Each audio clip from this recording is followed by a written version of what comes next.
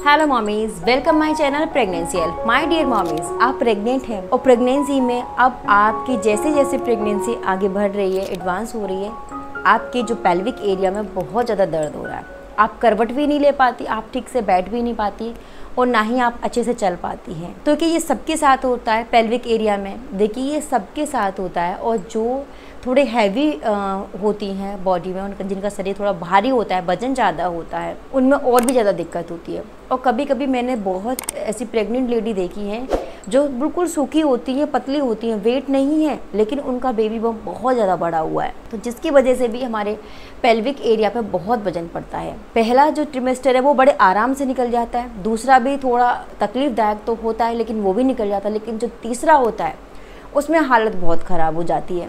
और जब 9 मंथ चल रहा होता है तब बच्चे का जब बेबी हेड ड्रॉप होता है नीचे, तो जो हमारी पेल्विक बोन्स हैं वो स्ट्रेच होती हैं, बढ़ती हैं, क्योंकि बच्चे का सर नीचे आ रहा है और बच्चे का जो सर बाहर निकलने के लिए वो जो हड्डियाँ हैं थोड़ा खुलती हैं। हमारा जो वेजाइना वाला पार्ट है वो भी काफ़ी ओपन और वाइड हो जाता है, बहुत दिक्कत होती है। और ऐसे में हम चल भी नहीं पाते हैं, बहुत दुखता है बैठने में, उठने में।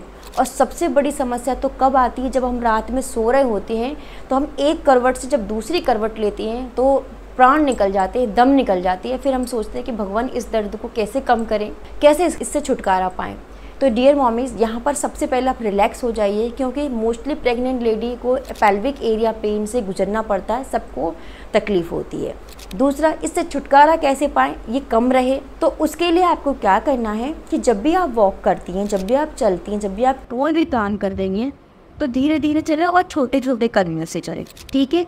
छोटे छोटे स्टेप लेने हैं, वो धीरे धीरे चलें। जब भी आपको लग रहा है दर्द हो रहा है तो थोड़ा सा बैठ जाइए, रिलैक्स कर लीजिए, ठीक है। तो ये ध्यान रखना है कि बहुत फास्ट नहीं चलना और बहुत लंबे लंबे कदम नहीं रखने, छोटे छोटे स्टेप रखिए तो थोड़ी सी राहत मिले। दूसरा, आपको क्या करना है कि जब भी आप बाथरूम में नहा रहे हैं तो कोशिश करिए कि आप एक पटला ले लीजिए, थोड़ा हाइट, और उस पर बैठ के आराम से आप नहाएंगे, ठीक है। और फिर आप बैठ कर आराम से नहाएंगे, आपको रिलैक्स मिलेगा। कोशिश करें कि गर्म पानी अगर आपको ले जाता है, वो गर्मियों अगर आप गर्मियों में प्रेगनेंट हैं तो आप नहीं कर सकती, लेकिन जो आपका पेल्विक एरिया है वहाँ पर आप हल्का गुनगुना पानी डालिए। आपकी जो हिप्स है, आपकी जो लोअर बैक है, आपका जो फ्रंट है, वहाँ पर आप हल्का गुनगुना पानी डालिए, क्योंकि आप बैठ नहीं सकती हैं, आपको दिक्कत होगी। जैसे अगर आपके पास स्टम्प है तो अगर आप नॉर्मल है, कंफर्टेबल है, तब तो आप उसमें बैठ सकती, लेकिन आपसे पेल्विक एरिया में इतना दर्द हो रहा है कि उठना बैठना आपके लिए दिक्कत कर सकता है।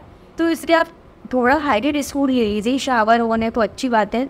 अदरवाइज़ आप गर्म पानी बकेट में लीजिए और एक एक मग आप अपने पेल्विक एरिया पे डालिए, तो आपकी जो मसल्स हैं थोड़ी लूज़ होंगी और आपका जो दर्द है वो थोड़ा सा रिलैक्स हो जाएगा। गुनगुना पानी डालना है, बहुत गर्म नहीं, हल्का वार्म वाटर डालना है, ठीक है, ये आपको करना है। इसके अलावा जब भी आप रात में सो रही हैं तो सोते समय आपको अपनी दोनों थाइज़ के बीच में पिलो रख लेना है, तो उससे आपको बहुत दर्द नहीं होगा।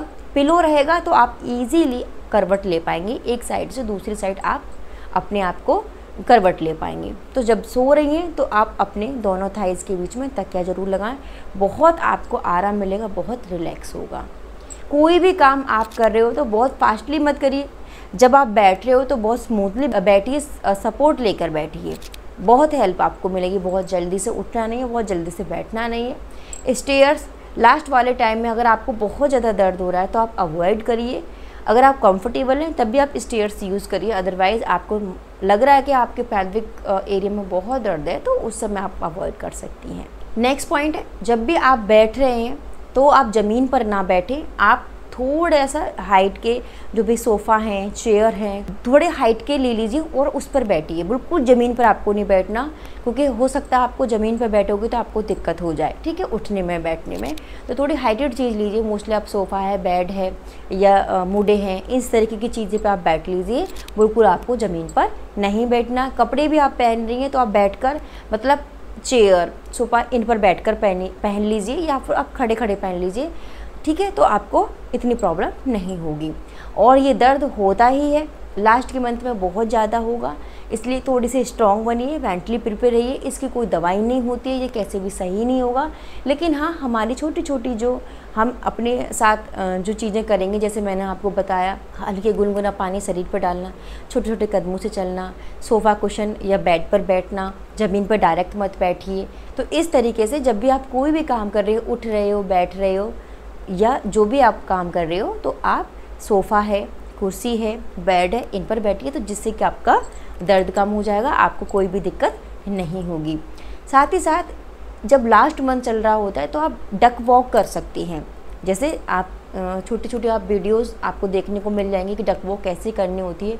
तो अगर आप डक वॉक करोगे ना, तो उससे आपका जो पेल्विक एरिया है वहाँ पर थोड़ी सी जो मसल्स हैं लूज होएंगी और आपको आराम मिलेगा, दर्द नहीं होगा। ठीक है, तो आप डक वॉक कर सकते हैं, उससे आपको नॉर्मल डिलीवरी होने में भी आपको आराम मिलेगा।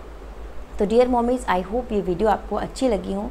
अगर आपको ये वीडियो अच्छी लगी तो प्लीज़ चैनल को लाइक करिए, सब्सक्राइब करिए, और ऐसे ही आपके लिए इंपॉर्टेंट मैं वीडियोज़ लेकर आती रहूँगी, तो प्लीज़ अपना साथ बनाए रखिए। Thank you so much.